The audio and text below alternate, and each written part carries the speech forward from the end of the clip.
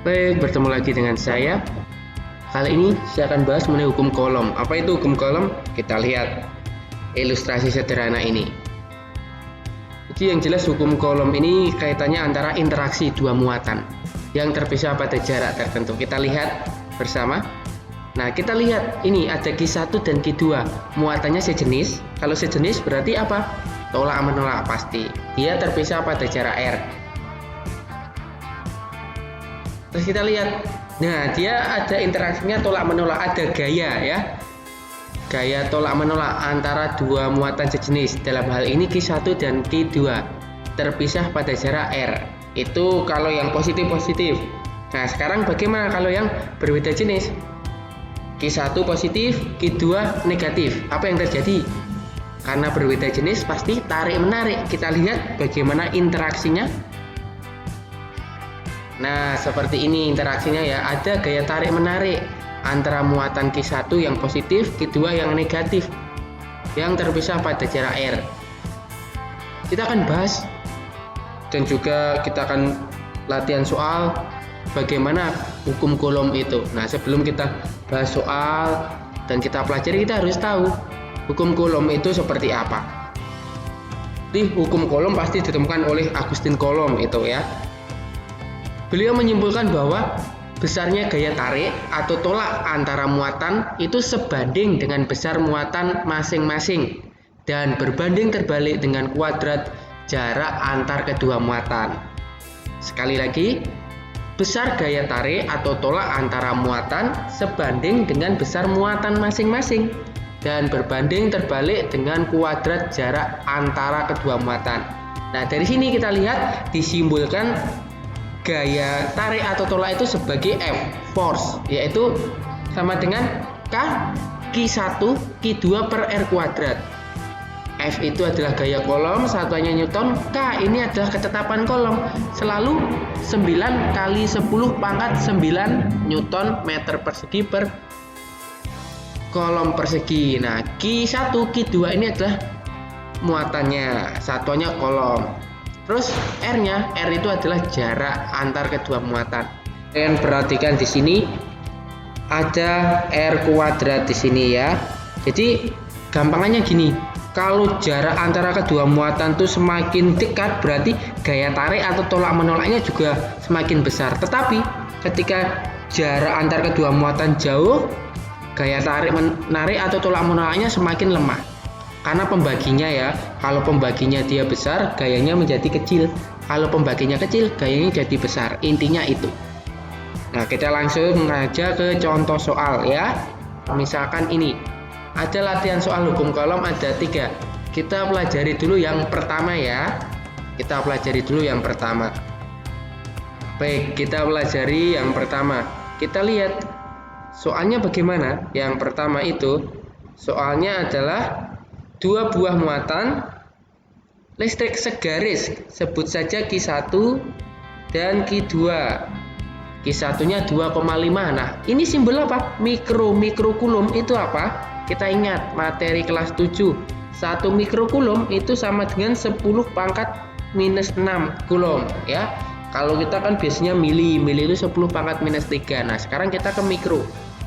Lanjut, terletak pada jarak 3 cm satu terhadap yang lain. Berapa besar gaya kulom? Nah, karena dia sejenis pasti dia tolak menolak yang bekerja pada kedua muatan tersebut. Di sini kita langsung saja. Q1-nya berapa jadinya? Q1-nya kita harus ubah ke kulom, yang semula mikro jadi kulom. Tinggal kita tulis saja gini, 2,5 kali 10 pangkat minus 6 kulom. Itu Q1 ya. Q2-nya 40 kali 10 pangkat minus 6 kulom. Seperti itu saja. Terus R-nya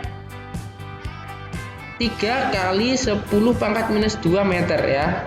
Kenapa minus 2? Karena 1 cm kita ubah menjadi meter itu sama dengan 10 pangkat minus 2. Nah, berarti kalau 3 cm diubah jadi 3 kali 10 pangkat minus 2 meter. Sampai sini paham ya?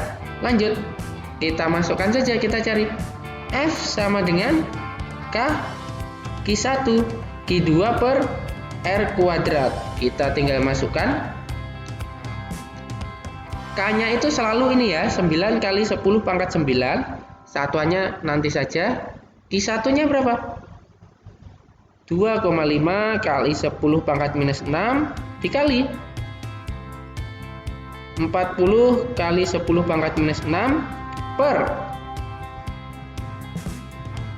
3 kali 10 pangkat minus 2 dikuadratkan. Nah, saya punya cara sederhana, kita kalikan saja dulu. 2,5 kali 40 berapa ya? 2,5 kali 40 berarti dia menjadi berapa? Ayo, menjadi 100. Ya sudah, lanjut saja. 9 kali 10 pangkat 9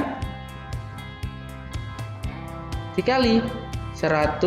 Nah, ingat, perkalian bilangan berpangkat, minus 6 sama minus 6 berarti 10 pangkat minus 6 dikali 10 pangkat minus 6. Nah, kalau perkalian itu berarti ditambah minus 6 ditambah minus 6 jadi berapa? Minus 12. Nah, minus 12 seperti itu dibagi. Nah, 3 kita kuadratkan dulu berapa? 3 kuadrat itu 9.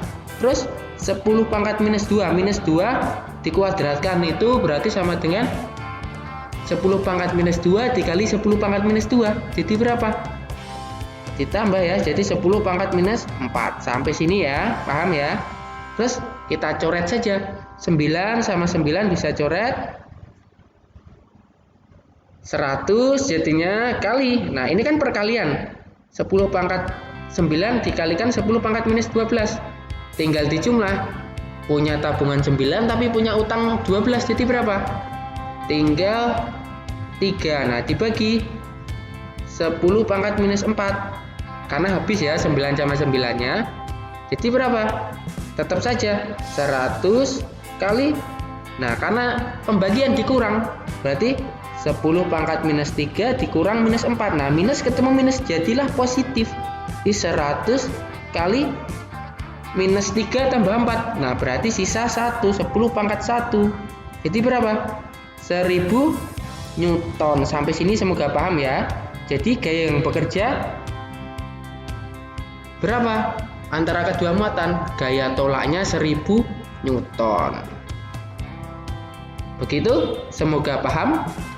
Untuk yang nomor 2 dan nomor 3, coba kerjakan. Nanti kita bahas. Sekian dari saya, semoga bermanfaat. Terima kasih.